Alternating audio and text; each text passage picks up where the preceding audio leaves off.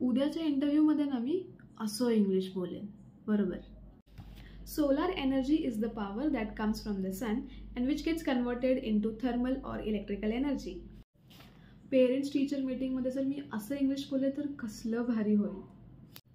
Yes ma'am, this time she has really got good grades and I shall try to support her with her tuitions. तुम्ही पण असंच इंग्लिशमध्ये बोलायचा विचार करता ना?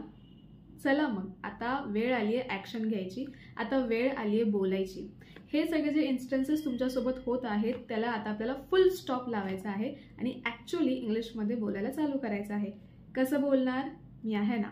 मी आपल्यासाठी घेऊन आले एक स्पोकन इंग्लिशचा कोर्स जो की बेसिक असणार आहे आणि तुम्हाला कुठंही म्हणजे अगदी कुठंही तुम्हाला इंग्लिश जर लागत असेल तर ह्या कोर्सने तुमची ती रिक्वायरमेंट फुलफिल होणार आहे.